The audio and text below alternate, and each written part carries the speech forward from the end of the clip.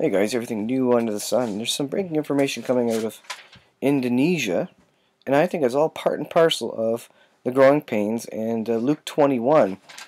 The situation is chaotic, hundreds dead, dozens missing after devastating tsunami hammers Indonesia. Now I want to take a look at Luke 21. What does Luke 21 say? And it's referring to, this is from BibleHub.com, it's referring to the time period of the return of the Son of Man. In verse 25, it says, "And there shall be signs in the sun, in the moon, and in the stars, and upon the earth distress of nations, with perplexity, the sea and the waves roaring, men's hearts failing them for fear, and for looking after those things which are coming upon the earth, for the powers of heaven will be shaken." And isn't there a lot of trouble and heartache about climate change and all these things? And I don't think this is just about what's happening today, but I think it's about, indeed, even more so what's going to be coming. But this is, as birth pains increase in frequency and intensity. So we're going to see more and more of these things, and more people are going to see them coming, and certainly the earth is shaken and quaking, and the sea and the waves are roaring, and this is all part of the last days events that the Bible describes. This is what the Bible describes as happening in the last minutes of the last days of the 6,000 years of man on this earth. Well, what does the article say? And you're looking at a picture of basically a bridge before and after the tsunami and / earthquake, and it's completely destroyed, as you can see, completely unusable.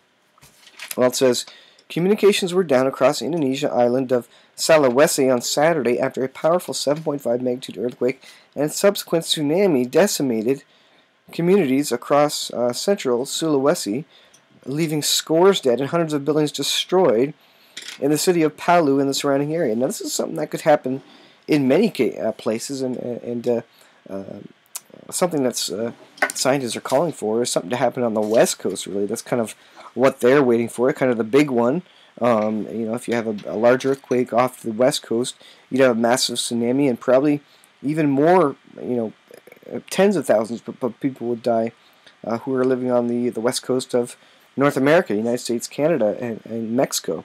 Certainly Mexico has already had some major earthquakes this year. And it goes on, according to Agence France Presse, at least 384 people died in the city of Palu, which was among the hardest hit cities in the disaster. At least 540 have been injured, and that's going to go up hugely, obviously. Death toll expected to swell since tens of thousands of Indonesians were visiting the city for the festival. Officials warn that the death toll is likely to rise as many more remote towns in the region have proven difficult to reach. Waves up to 10 feet swept across the city of Palu. The quake struck near the central Palu, Sulawesi, at a depth of 10 kilometers just before 1100 GMT. Early in the morning local time, such shallow quakes tend to be more destructive, according to Philippine Star. And of course, the shallower the quake, the more chance for a massive tsunami. There's a video down here. Here's a couple images of the devastation. I'll put the link in the description so you can check it out. But here's a video. Let's see, where's the video? I think. Let me play this one, and you can kind of see what's happening here. That's kind of all the asphalt broken up, and just the devastation in this single video from Twitter, basically. So pretty incredible destruction there for that. Lots of Twitter links on this one as well, and some more videos, so definitely check it out. The Palu airport was closed after the tsunami and was expected to stay closed for at least 24 hours. The Friday quake was felt as far south as Makassar, the island's largest city. Notably, the first quake hit just as evening prayers were about to begin in the biggest Muslim majority country. They also took place on the holiest day of the week, when mosques are especially busy. So I mean, take that as you will, in terms of what that means. God certainly could be using it to send a message, and often he certainly is. Officials described the destruction to the BBC. Many bodies were found along the shoreline because of the tsunami, but the numbers are still unknown.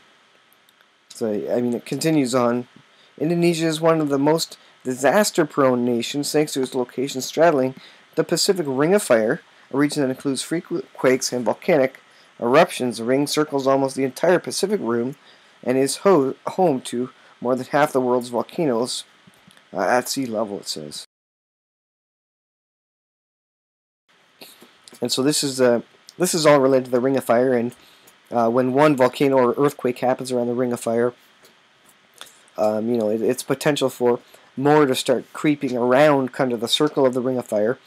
And so you look out for quakes on the West Coast. You look out for quakes in Japan that are associated or repercussions of these sorts of things. And they're all connected via the volcanoes in the Ring of Fire because of the tectonic plates around there. A deadly quake and tsunami in 2004 killed nearly 250,000 people, including 120,000 in Indonesia. So that was where the last major one was, and so we just saw another one occur. So breaking news coming out of Indonesia. This is pretty significant event. So I'll leave it there for today, guys. You can check out the link in the article. And thanks for watching, guys. We'll see you in the next video.